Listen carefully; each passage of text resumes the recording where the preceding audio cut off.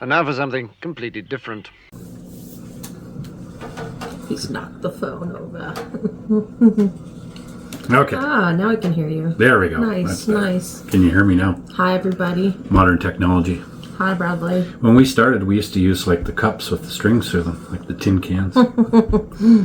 That's what he used in 3rd grade.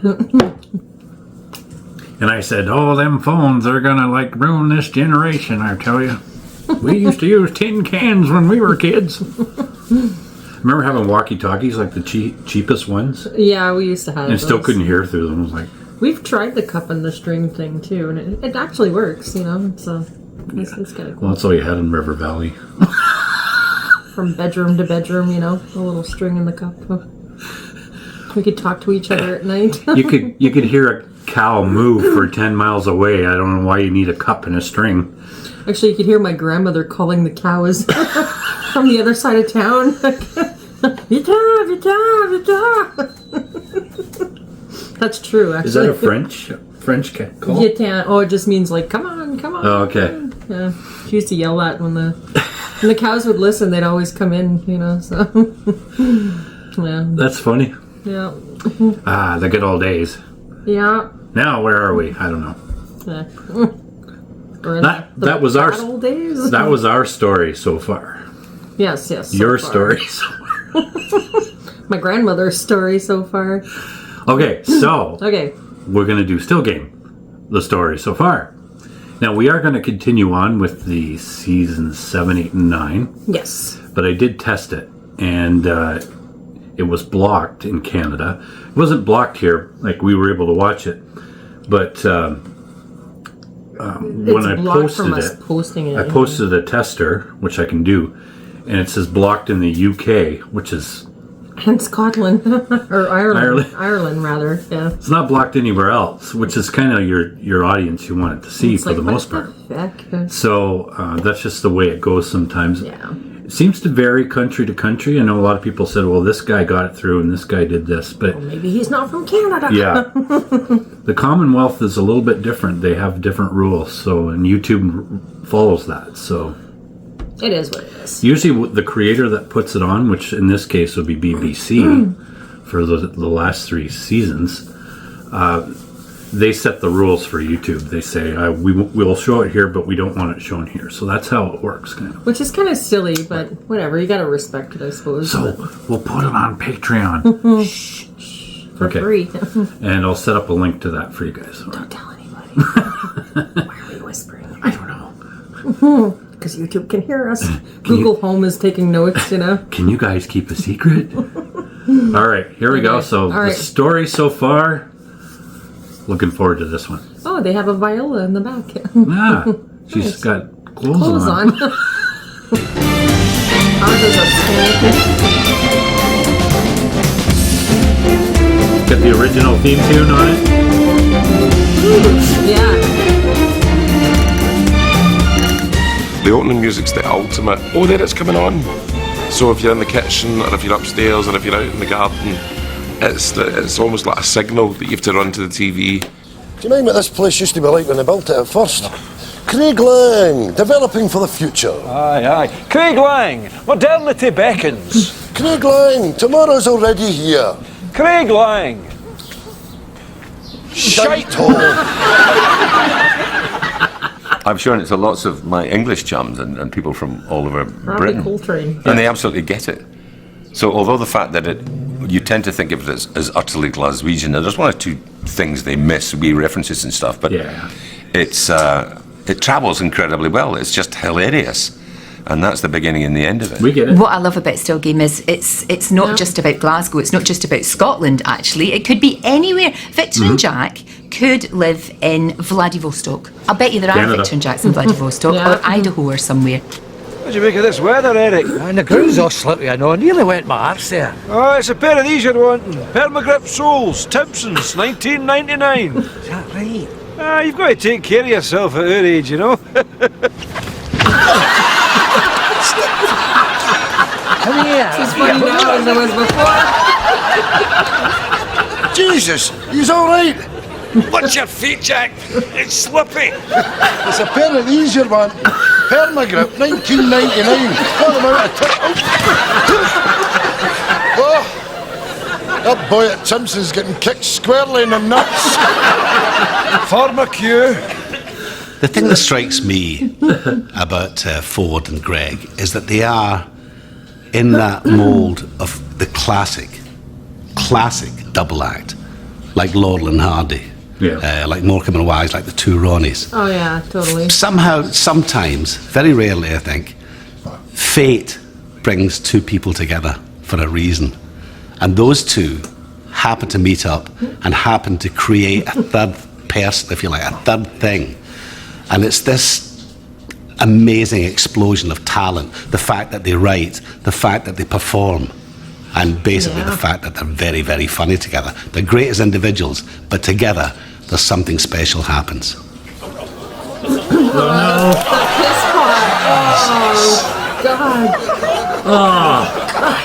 That still makes me cringe every time I see it. Yeah.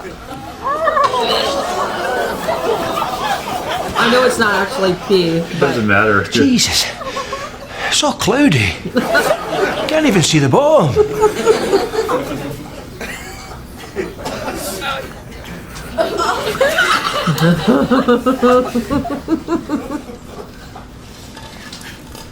Oh, that's heavy. bugger. Give him a corner. Imagine myself getting covered in piss, Emma.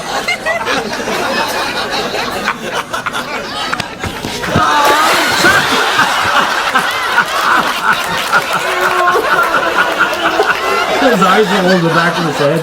I first became aware of Still Game when my household had a very worn out VHS copy of the original stage play.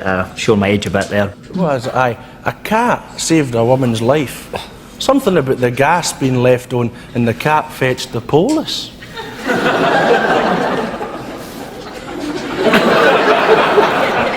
It was just something I could sit down and watch with my dad, you know, and there's always like golf and generations and stuff, and sometimes you've not got tons to talk about, but you stick on Still Game and he'd have a beer and I'd have a cup of tea and we'd just sit and laugh away. Here now. You want a wee cup of tea there, Jack, eh? Well, a wee cup of tea would be lovely, huh? Nice wee orange club with it. Oh, a wee orange club, Bit of aye. chocolate. Oh, aye. Wee penguin, Oh, a eh? wee penguin, aye. Aye, well, tough titty. It's rich tea or hee-haw. Well, we'd done the show at the Edinburgh Festival. Karen Corn, who was good enough to give us a venue to do it, and at the end of the run said to us, I can get you to Canada on the back of this. They've got a festival there and they're willing to take your show for 3 weeks, was it? 3 weeks? Mm-hmm.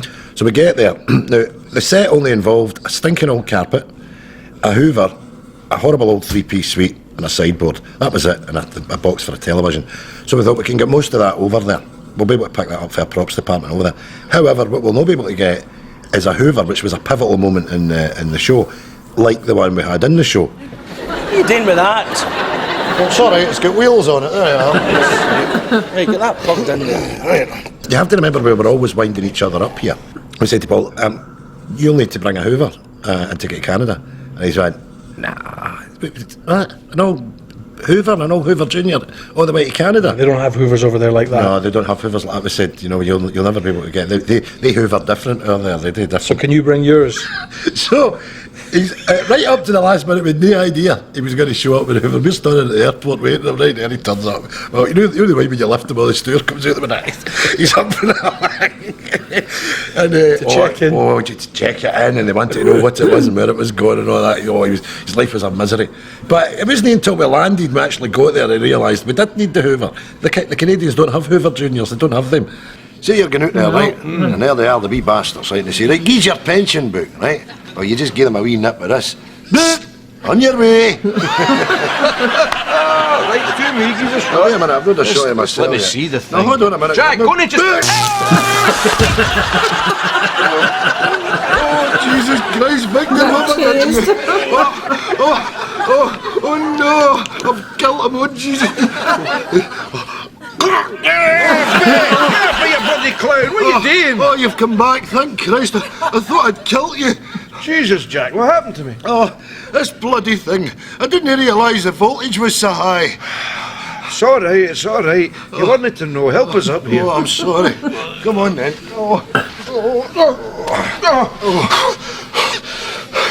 That's a bloody lethal weapon, that. Are you all right? Hi, I'm fine. It's nae harm done. Ah, well, give that to me, because I'm going to put it in the bin.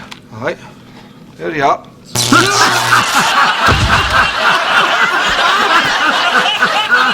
It's like when you watch an early episode of The Simpsons and the characters don't quite look like they do now, you know, and the voices are slightly different, mine in particular. But there were characters that we always came back to. We always felt very safe doing those characters, you know. They were like a boy in the ocean. You went to them because they were easy to write. I mean, I think when we look back at Chewing the Fat now, I mean, when you see how much of Jack and Victor are in the entire, was it 4 episodes, so 4 runs? Let to watch some of that. Chewing the Fat. Yeah. I think there's about an hour's worth of stuff for Jack and Victor in there. So we felt that the best place to always put them is in the pub, and we used to write songs for them that were sort of reminiscent of songs that you would have heard your grandparents singing, sort of pub songs, and that's how they became then popular by us and the fans. But then we brought in Tam's character because we wanted to sound like a barbershop harmony. I never managed it once, but and then we brought Paul into it as well.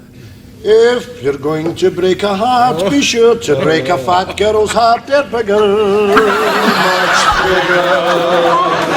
If you're going to ruin someone's life, be sure they're not a scalp. Skinny girls are fine, but when you dump them, they just run and find another. But when you crush a chubby's heart, she remains with all the fatties on the shelf. The shelf is creaky. She remains with all the fatties on the shelf. So it was just a natural step that when we got the chance to do a sitcom, that it was the old guys that we took. What delights do you have on offer from your varied and extensive menu? Pies. Oh, pies. You hear that, Jack? They have pies. Oh, that's dandy, because I was getting sick of that lobster thermidor, you know. When was the last time we had pies, Jack? Yesterday. Och, well, pies it is then. 2 pies as they come. Yes, as per usual. Frozen in the middle and red hot round the outside. Irresistible.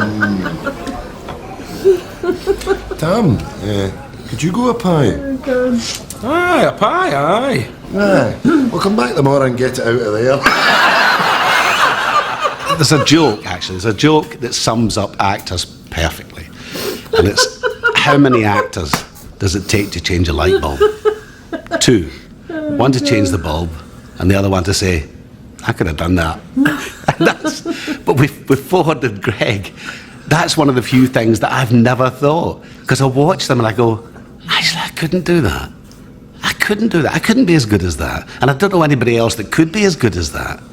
I think the performances are exceptional. So you 2 are brothers? Yeah, brothers, aye. Yes, of course, Jack's a couple of years older than me. Don't start with your lies, Victor. He's actually 2 years older than I am. So are you retired, both of you? Oh, yes. We sold our business. Oh, what sort of business did you have? Beetroot. Sending it all over the world. You'd be surprised how lucrative it is. And of course we sold the business, then we split it right down the middle, you know. I'm good to myself, I don't mind telling you that, and I have been. Yeah. I was a little bit shrewder with my money. I invested it and tripled it in a year. Very clever man, my older brother. And sadly my wife died, but she was independently wealthy, you see, so that brought me right back up on a par financially with Victor again. Then, unfortunately, my wife died, and she left me enough to race away back in front again. Jack. I think what's great as well is there's a real community spirit, something perhaps that a lot of communities maybe don't have anymore. It's that thing of everybody looking out for one another, and I think that's what makes it so incredibly real. I mean, all of these characters, and it doesn't matter if it's a character who's got a walk-on part and says one line, they're all absolutely true. It gives me great pleasure to be here today. Oh, it does, Nate. With great admiration, I've watched the community of Craiglang grow and flourish. Oh, you have, Nate. My father grew up here in Craiglang, and he always had the greatest respect for his home. No, I didn't. And I only wish that he could be here today to see this. No, you don't. I'm sure he would join me in congratulating Craiglang today as we open this wonderful facility. For this building is a magnificent addition to a caring, thriving, forward-thinking community. No, it isn't. You know, the other characters, you Fucking know, Neds. we're rooting for people that we ostensibly don't like as well. You know, Bobby's a barman and we're always at loggerheads with him, but he's your Bobby, and you don't mess with him. Do you know what I mean? If somebody comes in and gives him a hard time. He might be a wanker, but he's your wanker. He's your Bobby. That wanker's your Bobby. Laughing his ass off. This bastard, when it's down you can't get it up, when it's up you can't get it down. I'd have thought you were a bit young for the old Viagra, Bobby. Shut up. Right, Bobby, out the road.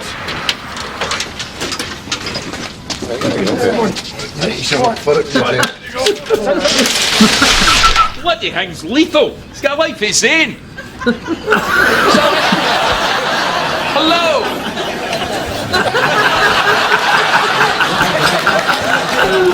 I was kind of Great mucking about on moments. YouTube and actually typed in the still game thing, and it had a compilation of all these entrances that that Ford and Greg would make to the pub, and have a Bobby the barman would have a pop at them, and every single time, and it was a compilation. Every single time they would come in and sort of be like, oh, here they are, you know, sort of Morecambe Wise, and boom, boom, boom, to put them down. Here they are again, you know, sort of Butch Cassidy and the Sundance Kid, boom, boom, boom. And it was very, very funny. I mean, and it kind of just reminded you as to why it is so hugely popular. Oh, here they come, Abbott and Costello. You're putting the beef on, Jack. That's right. Every time I shag your wife, she makes me a sandwich. Oh, look who it is. Phyllis and Dilla. That's got to be the worst yet, you toss pot. Because Phyllis Dilla's one person, no two. Normally when we come in, Bobby, you go, look, it's Batman and Robin, or Laurel and Hardy, you know, double acts. What you said there's like saying, look, it's Frank and Sinatra. Aye, or Bob and Hope, but that's your pattern. Aye, knock yourself out, son, eh? Look, Jack, it's Lawrence Llewellyn Bowen. This is kind of slightly prickly area. Their relationship is like a marriage. I think the thing about Jack and Victor is it is a platonic love affair, you know, and yeah, it is. It's very, very modern, very modern family. But they do love each other, and they look out for each other. And when see how comfortable he is talking about it when he hears him like that. With the body language here. Oh yes, it's a platonic love affair. It's about friendship, real deep friendships. And although they're both very Scottish, and that's why I love it so much, they're never going to tell each other that they love each other. But they really do. They really do. They'd do anything for one another, despite all the banter and the nonsense. He's done it again. Uncross No, I'm not doing that. My arms are perfectly natural okay, here. fair enough. Oh, Isa. Morning, Jack. What is it? Is that Victor? What's Victor doing in your house at 7 o'clock in the morning? He came across for butter, a line of butter. Where is this ice cream, Jack? It's your turn to milk the land in it, and I was just wondering if you wanted me to do it. Aye, that would be smashed. That'd be very good of you, Isa. Milk the landing. Is that it? Thank you. Who's that? Isa. Who else would it be? Listen, take a look at this, Jack. It's getting bigger. Is it ready to pop? Oof. That's like Krakatoa, that. It's a cracker right enough. It's an absolute belter. Yes, please. But it's important to get it across, you know, that they're real people with depth, and they struggle, and they pine when the other one's away, and because people do, and that might have accidentally became what part of the heart of the show is. It might be. We can't pinpoint exactly what it is. People like it for different reasons, but lots of people have said to us that they like the sad bits as well. Yeah, the show's about companionship, so whenever that is threatened in the show, when that companionship is threatened, it hurts the characters. They can be funny, sad. They can really make you laugh one minute and make you cry the next. That is the really, really brilliant writing and brilliant acting. Yeah. It's just, it tugs at your heartstrings. It's fantastic. Oh, aye. It was a rare day, that, eh? How long's Jean away now, Jack? About 2 weeks it'll be. 10 year. 10 year. That means my Betty's away 12 year. It's all racing away for us now, eh? That's I can't be bothered, but I'm not going through all that again. You know, Jack, it's not my place to tell you how long a man should mourn, but 10 years. 10 years is plenty. Going on a date doesn't betray Jean's memory. She'd want you to be happy. Why don't you get doing that shop? Ask that woman out, eh? Besides, hey, daddies.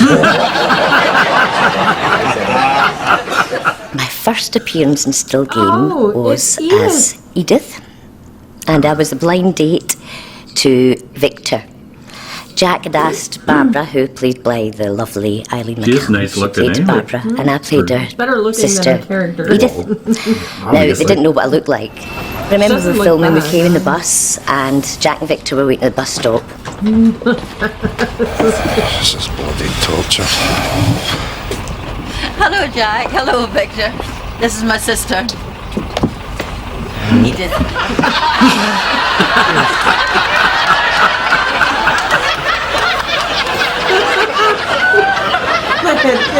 Lads. Hi, Winston. Oh, God. Hello, ladies. I'm Winston. Hello, Winston. You still bored? Aye. Here, which one of you two unlucky bastards is saddled with a munchkin? Right, that's it. Where are you going? Him! I'm not sitting in my local with that thing, Jack. Oh, that's just perfect, isn't it? You're going AWOL and leaving me with these 2 women. I only saw one woman, Jack. I don't know what that other one is. A munchkin, sure. Shut up! Once you've established all these characters as fully blown God. characters, then when you start to embark on writing a new show, you say, well, let's say, for instance, somebody showed up with a big red nose. You're writing immediately because you know exactly how these characters are going to react to that. Isa would be away telling everybody, oh, there's a man there, you want to see this man's nose, honest to God. And Winston and Tam could not avoid talking about it or pointing at it. Bobby would probably drop a bottle when he's seen it for the very first time. You're off in one because you know how the community would react to this thing happening. Victor, Jack, what are you staying in at this time? Well, we're out with a couple of friends if it was any of your bloody business. And by the way, while I'm at it, when are you letting Winston back in? When he apologises. Aren't you going to introduce me? No! Certainly. Barbara. Hello. Hello, Barbara. And Edith. Hello. Hey, what is for? Well, we'll have our usual... Gin and tonic, please. Edith. Fine again, is.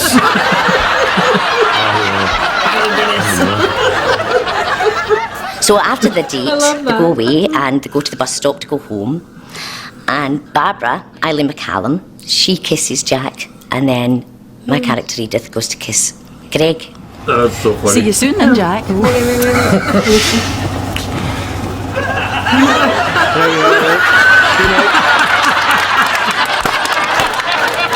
That's what everybody mentions, actually. That's how clever they are. They say, I love that bit when he grabs your head and he goes like that, and then shoves you on the bus. It's brilliant.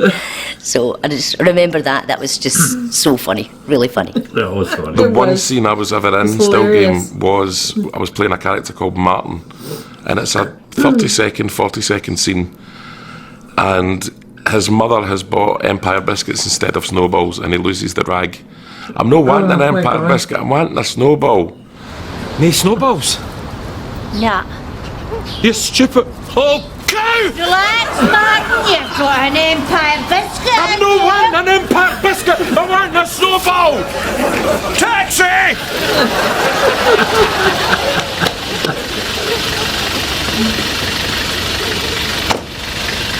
Maybe if you have a job, Martin, you'll mock and wipe your ass for you, Martin.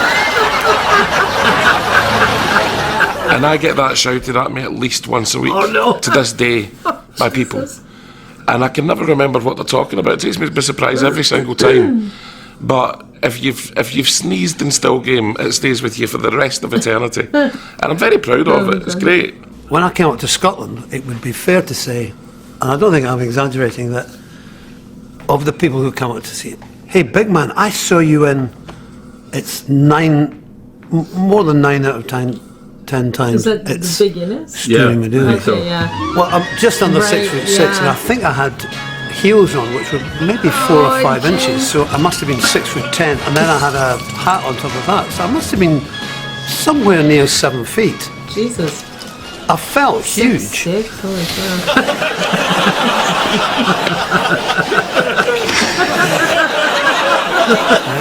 Smashing your hearings. No bother, Victor. A couple of things. People remember throwing the thing out the window, going at the nets. And the shit. They remember the drink. And they also The remember... Dury. And thank you for this, The boys. Dury, yeah. They remember the 18-inch pile of shite in the toilet. That's right. So it would be fair to say, yes, it's followed me around in some senses like a bad smell. Come here. What is it, Isa? It's in there. It's in there. Calm down, Isa. Look. What was supposed to be Luke? Oh, yeah. Sit down. Dirty big bastard. You must have had to have stood up to get yourself off of that. What am I going to do? I can't have that. Bar it with a loo brush. Break it into bits. Harpic or domestic, burn it to death. Domestic. One of the main things I love about it is the fact that lines are crossed very often, and I love that.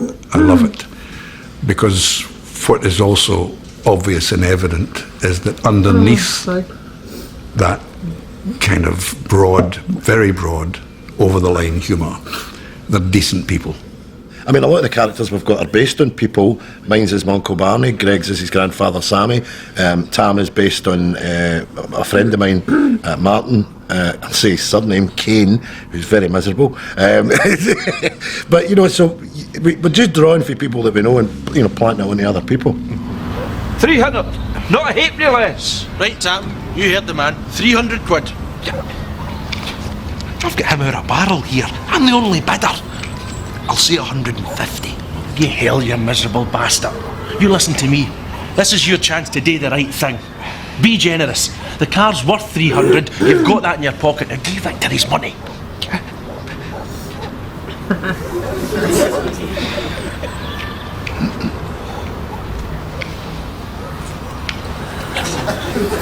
$300. Thanking you.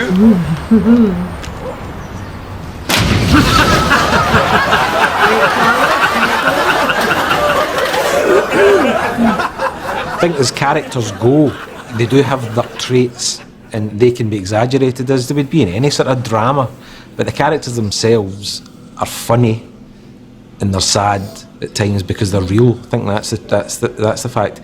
People watch it and it is very real life. People can see the characters in people. They're not outrageous. Yeah. They're not unbelievable characters, and I think that's what's gave it the longevity. Willie, Christ, look at the state you're in. Are you riding a bike, Willie? Aye. It's a gift from my girlfriend. Aye, we saw the pair of yous down at the cafe, aye. Chris, she's half your age, man. Are you no a bit old for a bike, Willie? Nonsense. She got me a bike. Keep me fit. Keep you fit for what? Oh, you're no, actually. Absolutely none of your business. What a thing to ask. I would never discuss anything personal like that. Any condoms, Navi? He's laughing at it. Oh, nothing. Sorry, Willie. Ask again. I won't laugh. Condoms. I'm needing condoms. Ribbed or flavoured? Flavoured. Oh, get it up, yes! I've got your boot. But Naveed's such a great character because the corner shop is such a part love of people's Naveed, lives yeah. now. You know, He's such a great character because he is obviously Asian, and he's still got that thing at the back of his, that accent, but also the Glaswegian. And funny enough, I used to live in Edinburgh, and there was a guy exactly like that. And I go, what about the bloody Hibs? What the hell did they think they were doing on Saturday? That accent, There was a guy that I went to college where they used to talk like that all the time. It used to crack me up. So young. I knew that accent was there for the taking, and don't worry, I've signed the paperwork. It's all above board and legal. I spoke to the provost about it. Jack, Victor. Morning, David. Hey, James, Tom. Heard about the big card game. Sounds gallus. Well, you're welcome to join us. Poker, eh? The green baize. Whether to raise, whether to call. The tension. The splashing sound the chips make as they are thrown into the ever-growing pot. Somebody wins, somebody loses. When do you play next? Thursday night, if you fancy it. I'll be there with bells on. ਤੈਨੂੰ ਪਤਾ ਹੈ ਮੁਸਲਮਾਨ ਜੂਆ ਨਹੀਂ ਖੇਡਦੇ That's right. Muslims don't gamble. No gambling, no drinking. What a riot. No. We just like to sit about the house playing Plunk. Mina is an incredibly popular character in Still Game, and for very good reason. I just think the writing there is just absolute genius. They have this lovely spiky, sarky relationship, at the heart of which is a nugget of pure love, but you have a few layers to get through to get to it, but it's there. And it's clearly she's running the show. I mean, there's no question about it. She's in the back shop pulling the strings.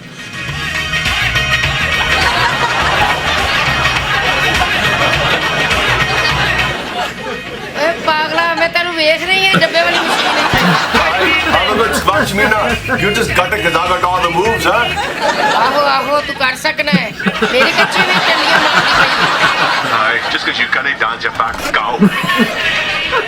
The essence of comedy, of course, as we all know, is things going wrong. Just like the essence of drama is conflict. I mean, you cannot make a good drama about a happily married couple with 3 lovely children living in Surrey. That ain't a drama. And almost all really good comedy is about, things going wrong, but also dysfunctional families. And it occurred to me watching Still Game the other day that Craig Lang is essentially a hilariously dysfunctional community. Oh, Jesus, we'll need to phone an ambulance. Miss Leslie's having a wee. All right. I don't think I'm going to be able to wait. It's coming. Is there a doctor in here? Oh, it's all right. Jack and Victor have just passed their first aid certificate. Let them through. Come on, it's so cute. Sounds awesome.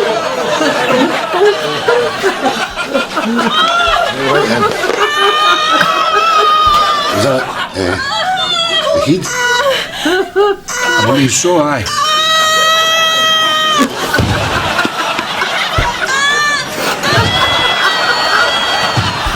The writing is very clever, and one of the biggest laughs so awesome. that we had, because we, as the cast, we would go to the audience screenings where they would record the laughter track, and I know for a fact that they've had to. It's one of the few occasions where they've had to actually reduce the laughter and actually have it dip under because there was too much laughter. And one of the biggest sort of roller coaster laughs I experienced was the episode where Winston wins the 30 or the 40 grand from Stevie the Bookie. That's 33 grand! You're up 500 quid! Thank you, Stevie. Thank you for keeping my money warm. Now get into that safe and get me paid. Look at you, Stevie. You're actually thinking about doing it again, aren't you? Doing a runner. What are you going to do this time? Cut your balls off and come back as your sister? Get me paid.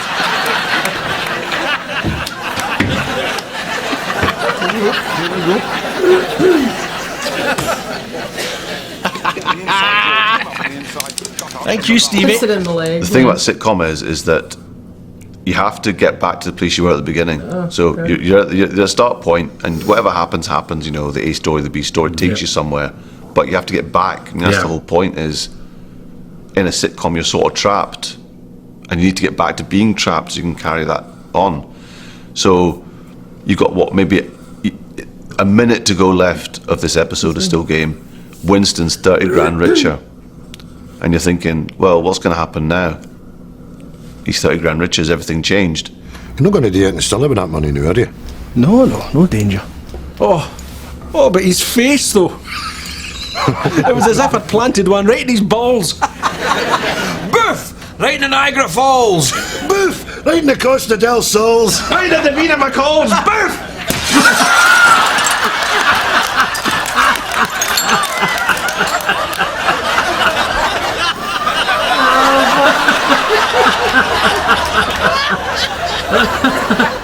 But in the space of a minute, he's lost his leg and he's lost the 30 grand. That's a beautiful example, as well as the A story being the money, the B story being Winston's legs just tying in a big, fat, lovely knot. It's been for 40 as well, but the two of us have our favourite sitcoms, and our preference for sitcoms tend to be ensemble pieces, things like Cheers or something like Seinfeld, where the guy in the middle is like the satellite and everything else moves around about him, you know. Shows like that, they just grow out organically for the audience as well, I think, you know, and everybody has a favourite character, as do we. And that's kind of a fun show to write. It's a much more fun show to write than a show that the audience are only interested in one or two characters, and then if you do a subplot with another character, they're not so keen on it because they're not invested in it. But the audience is invested in Bobby and Isa and Winston, and we can give them the ball to run with it, and run with it they do. Oh, my pal's come to get me. Where the hell have you been? Get in the car, Jack. I'm not in any mood to piss about. Right, we have to get in!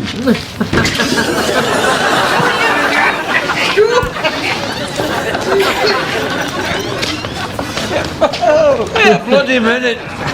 We've all gone to the same place, driver. Hey, Victor. Yeah, what the bloody hell's that smell, eh? That fish dumper. Oh, here's a chip. Don't open that in this car! It's on here, take a chip. Let's just walk. No, he's about to grab my fish tub, pick up my fish. I've got it, sorry, I've got it. Oh, no, it's all broken to wee bits. Listen, that's terrible. Keep the bloody noise down. Victor's been good enough to get out of his bed and come and get us. You're not taking a liberty stinking out his car like that. For God's sake, I'm going to do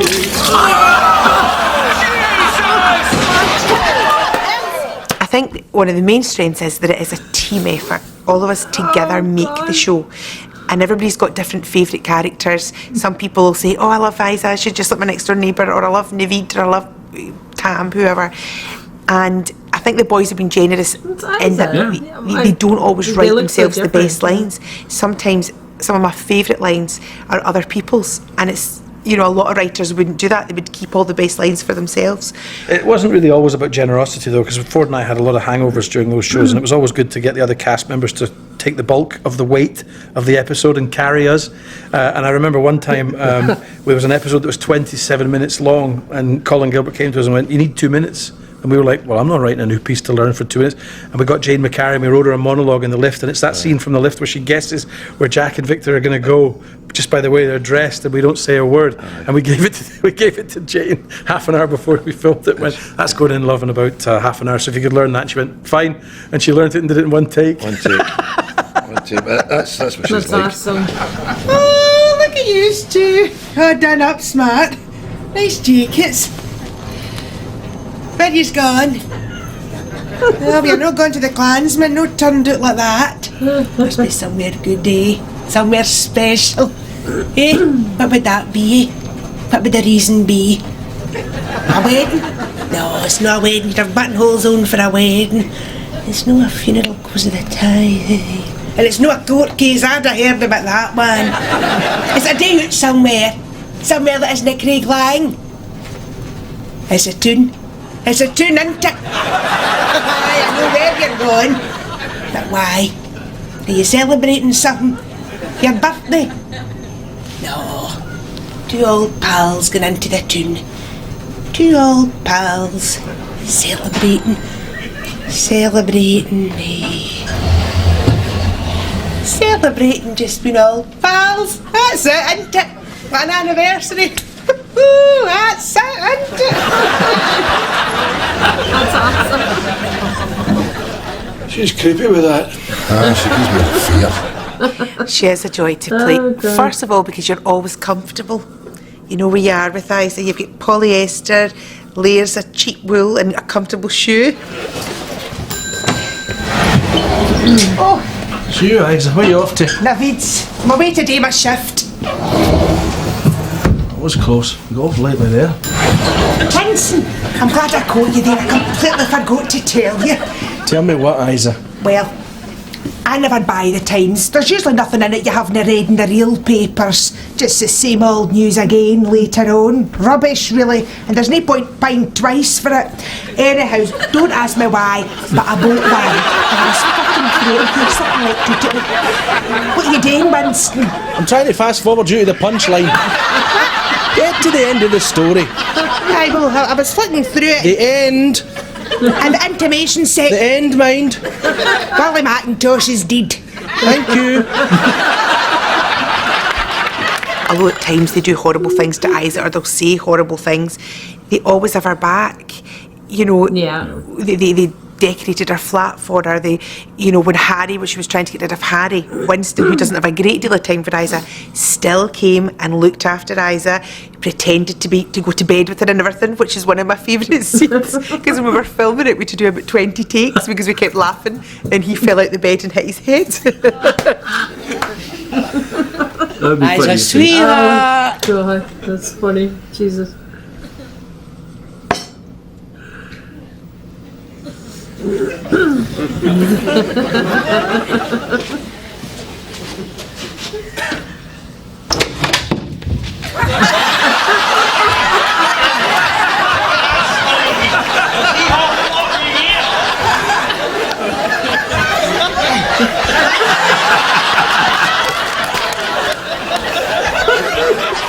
The set's terrific fun to work on. It's hard work, but it's great fun because everyone knows each other so well. I think the cast are a joy to work with. They all know their characters inside out. Therefore, they can relax and not be nervous about the work they're doing, which means they can have fun doing that work. What have you been on recently, Paul? Coxie and I have just finished a detective series set in Holland called Clever Clogs.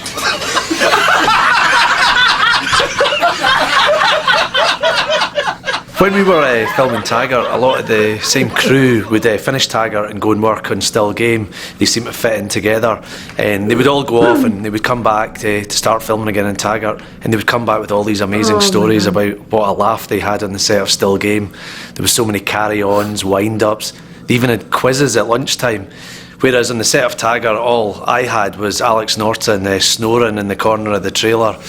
So yeah, I was always really jealous that Still Game just sounded like this brilliant job to work on and sounded like such a laugh.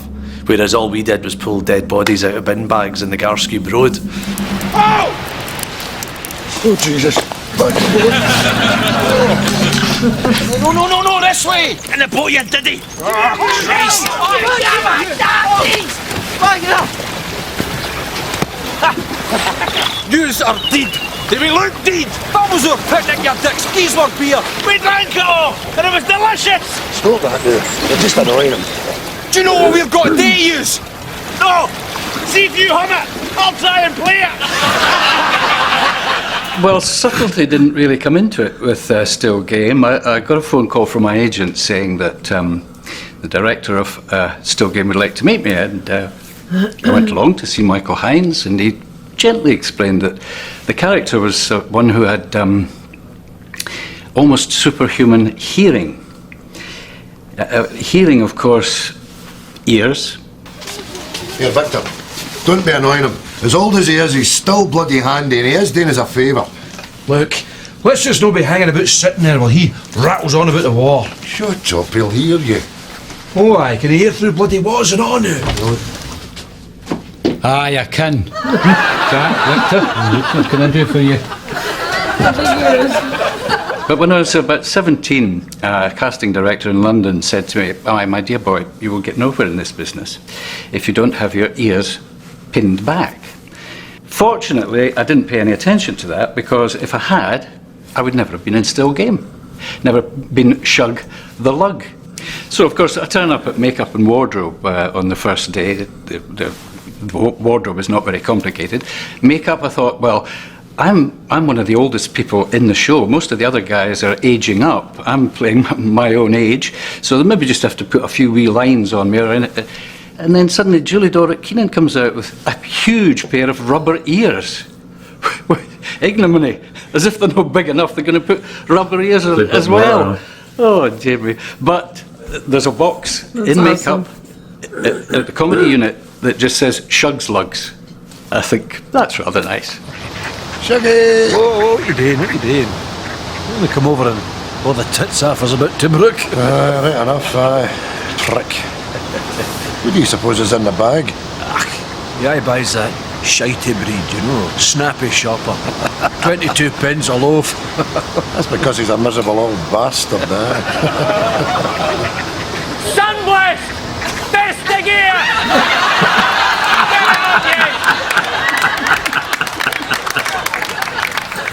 My favourite episode, or to be better, my favourite moment of Still Game is Winston's accumulator. And he's having the thing with Stevie the bookie, and it's constantly going on and coming in, and he's winding up, and it's just the moment when he comes in the bookies and it's just coming up. Stevie's just putting the pens in the wee holes as Winston's just building to erupt and erupt and erupt, and it's just the comic timing, and it's beautifully done. And then bang, as the last one goes in, you can't hear him, you just see him mouthing all his expletive, shouting, "Yep, effing this, effing that," and it's... You hate it when I win and you love it when I lose. That's right. Money flows into your till all day, Stevie, but that's not enough, is it? With my money, you have to gloat. A gloating bookie. I mean, that's unheard of in the bookie world. You must be the worst bookie in Britain. Don't worry, Stevie boy. One day I'm going to win. And I'm going to win big, and then you'll be gutted. In fact, you'll be beyond gutted, and then I'll be the one who's gloating. And boy, can I gloat, Stevie boy. You want to see me when I start gloating? You clot, you clot, you dunderhead. You this bookie's underwater. It's a standout moment for me. The thing we haven't mentioned is how beautifully written it is, and how two guys who I think when they started, they must have been in their early 30s, right, in their late 20s. And actually, they quite sweetly asked me to write the intro to the book, and I said, "How can two guys that age write so beautifully about a couple of grave dodgers?" As they would call them, grave dodgers. How do they do that? And I can't think of anyone else who's done it. Feeble. We're getting feeble. That's a word for it. First the body goes, then the mind. I mean, imagine not being able to catch a rolling flask, for God's sake. Didn't beat yourself up, Jack. It's no your fault. I'm the dafty that's shoved off the shelf. I mean, take yesterday, for instance, lads, 20 minutes it took me to open a can of bloody peas. I couldn't do it. I've ended up making a tiny wee hole and getting them out pea by pea. That's evil. Where do you see this? The match had just sprang back, but I've timed it 15 full minutes for that to reset. Put your finger in there. Indeed I will not put my finger in your bloody leg. It's such a brave thing to do. And you can imagine the pitch. Imagine, right? You're the guy who puts stuff on BBC telly. Got a great idea, right? A couple of 32-year-old guys are going to dress up and behave like a couple of guys in their mid-70s. It'll be hilarious. You're going, The good thing about the fact that it's young people playing old people is that there's a big, long lifespan to the show. So if you look at Dad's Army, where most of the cast probably started out in their late 60s, you maybe get 5-6 good years before people get too old. Ford and Greg started this when I think they were probably late 30s, early 40s. Is that right? They could make this for 40 years and still look the same, and just use less makeup each year. Yeah. Says nae ball games. Can you not read? Shut up, you old dick. The other thing which is terribly funny about it is it's not remotely age specific. My children, who are 16 and 21, quite often, if there's nothing on the telly, will just throw in a Still Game, and we'll all sit down and watch it as a family and laugh till our sides hurt, despite the fact we've all seen it about 17 times. There's not many shows you can say that about. It's amazing that it's rolled over and rolled over from generation to generation. People talk about, somebody said to me, their dad handed them down his DVDs as if it was, you needed it to survive. Listen. See, once we shut this place up, Aye. you don't fancy going for a curry do you? Aye. I love curry. Good. Good. And then he screws up. I better go and get set up then. Aye. Off you go.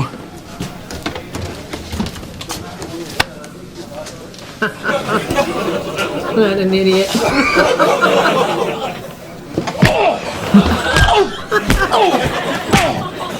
Wait! Shove your quiz up your arse. Table for one at the Indian Star tonight, Bobby. My bit of advice that I'd always say to Andy though, whenever they find one of these still game repeats, or fingers crossed, if you go and watch a new series, is if you're recording it, always record the programme after it as well, right? Now I don't care if it's Miranda or Citizen Kane or something like that, you don't need to watch it, but always record the programme after it, because the amount of times I've been sat there, episode is nearly finished, and up come the credits at the end. And you think to yourself, still got that wee magic bit to go at the end, the very, very end. There's always something else. Can't wait now, it's nearly there. Boom. End of recording, right up across the screen. It is the most annoying thing in the world. And you think, what was that last wee bit going to be? Because it's always a gem, you know. What a heat I've got. Bloody hell. What was I thinking about slapping Margot's arse? You stupid bastard, Bobby. Still, the place was mobbed. It was a cracking night.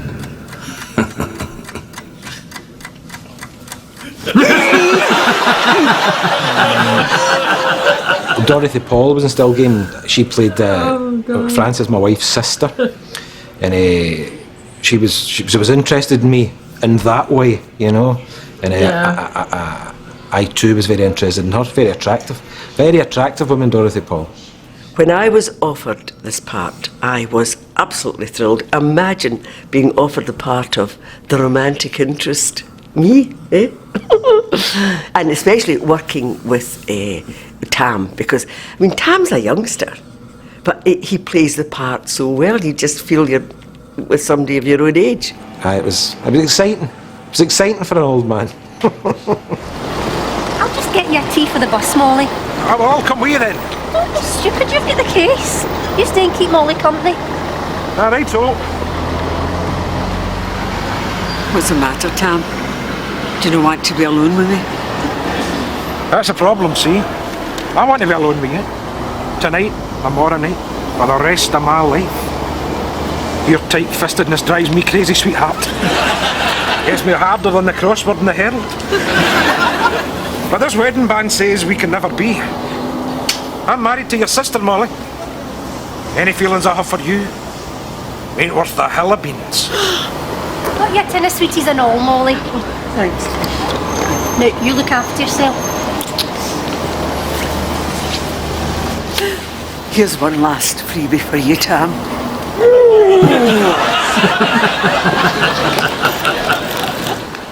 I loved an episode that was with Mark Costello and I think it was called Seconds Out, and it's a girl moves into the area with a pizzeria, and we both are fighting for her attention basically and trying to get fit and stuff, and Bobby's useless as always and useless in love as always, but does his best to win this girl over, only to find out that Jim Watt is her father.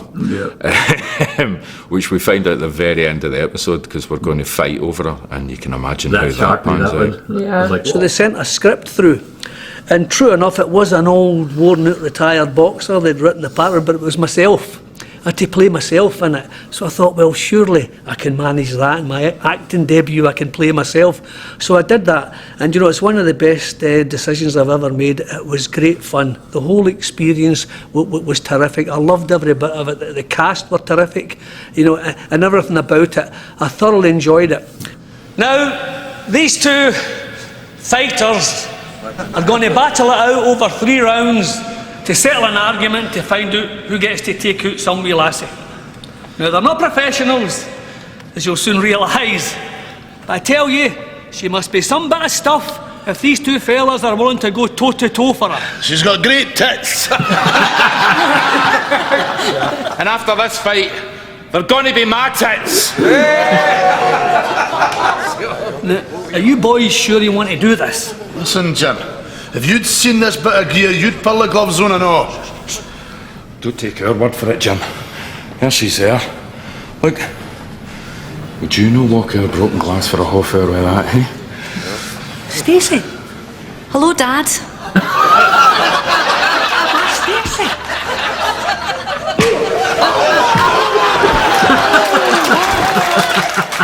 I got a fair amount of fame becoming a world boxing champion in the city of Glasgow who love their sporting heroes, but nothing prepared me for the fame I was going to get through appearing on Still Game. Yeah. There is one thing that we should say, though, that we were away for 7 years. There are loads of rumours about how we'd fell out and all the rest of it. And we come back after 7 years having absolutely no earthly idea whether we'd be wanted back.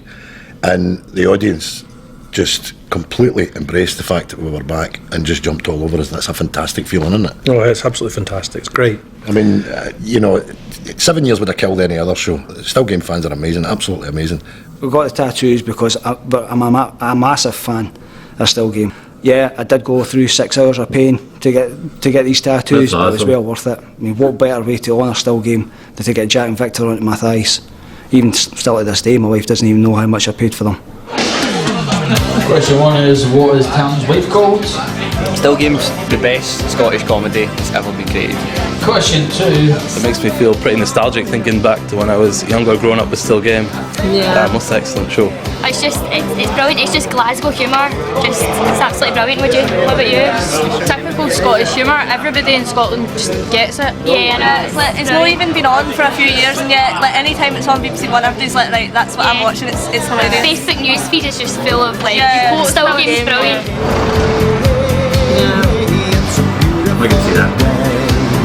It's been brilliant from the journalist's point of view covering this story this year because I have had an endless succession of stories. The Still Game story has been the story that keeps on giving, but possibly one of the best nights of my career, and certainly a night I will never forget was the night I ended up gate crashing the Still Game pub quiz with the cast of Still Game. Ford Kiernan had got some t-shirts printed, Still Game 2014, so we all put them on and headed off down Sucky Hall Street. And we were quite confident as a cast we would win it. Why would you not be confident? We were the cast. But we came in and there was a lot of screaming and cheering and woo! And murals on the wall of the cast and Still Game fans. That's what they were, these people, real Still Game fans. And we weren't long into the quiz when we realised we were going to get a doing.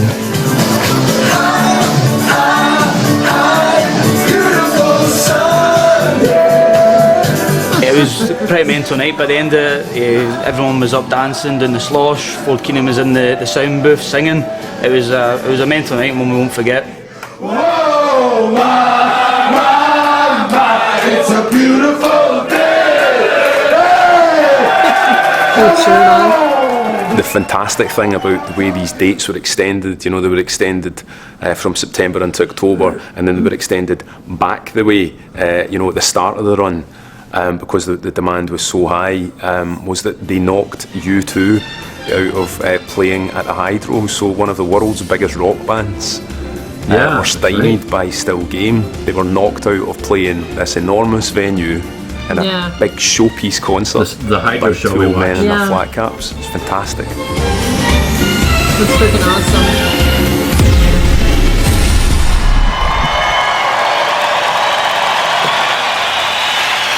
That was a good show. That was great. Oh, it's a shower of wankers live at some bastard arena, They've not performed together for years, they've settled their differences and now they're back.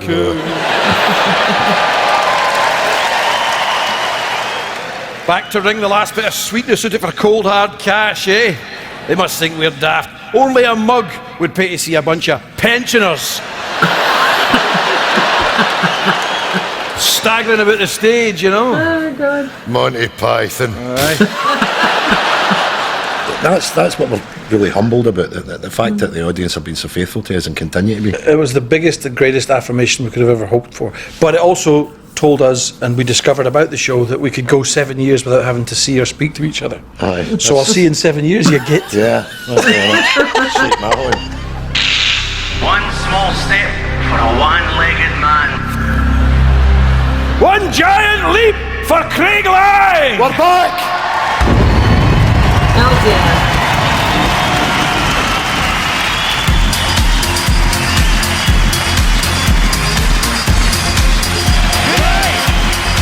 That was a good show. That was amazing. That was really good.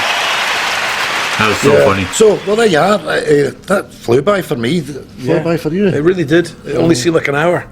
So nothing left for us, nothing left for us to do except to say, listen, enjoy 2015 and get one or two down your neck. Very happy New Year to you. Happy New Year to you.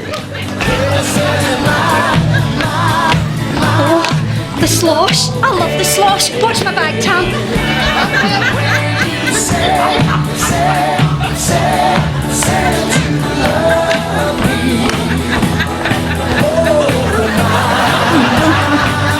Winston? Tam?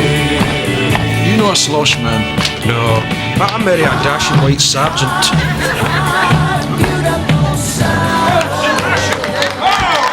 That's awesome. You're saying happy 2015. What if they repeat it next year? Oh, it's BBC, aye. Oh, well, a very happy 2016. Happy 2017. 2000, does this repeat, you get repeat money? Listen, 2018, 2019, 2020. 2021. Yeah, 22. Have to be robots after that with their heads in a jar. Right enough. All the best. That's good. That's extremely good. Wait, just in case. No, that's it. Oh, shit. Okay. Yep. Didn't know if there was a No, little they tidbit there. didn't do Okay. that there, I don't think. Oh my god, that was really good. That was really entertaining. Yeah. I like hearing about the characters and. Yeah, it makes it good. Yeah. Ooh, Yeah. I think I started it again. Oh, he Um, fucked up.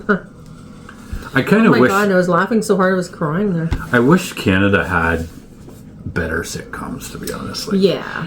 I You mean, know- we have what Trailer Park Boys. But- I mean, yeah, I mean- which is funny, but don't get me wrong. That's good, but it's like, yeah, dysfunctional. I don't know. kind of stuff, you know. if I can relate to those characters, I can relate to the Still Game characters more. I mean, yeah, I think more because of our parents, but maybe. maybe. I don't know. I know, but very well done again. That Small was just- towns. yeah. Yeah. No. I guess if I lived in the trailer park, we could relate more to the trailer park. I guess it's nice to see what they actually look like too. Like Yeah. Edith and Isa and looks like Jack there put on a few little. Squishy pounds. Jack and Victor put on a few pounds. You know. Yeah. Oh yeah. Little chubby monkeys. Yeah. Yeah. It is funny watching the clips over again, though. Yeah. And we've only Totally. watched every episode once. Yeah.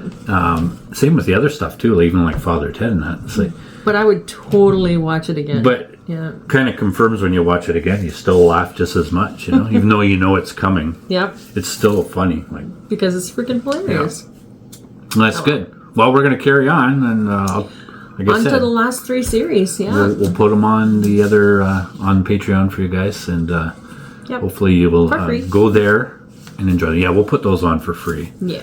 And I just asked that you could, sign up, be a member. Maybe you'll like some other stuff on there, you know. Maybe. Support us, poor people. Oh God. Us poor Canadians. Fuck. Anyways. Have pity on us. All right, we'll see you later. That was a long one. We've got to pee. I gotta pee. Bye.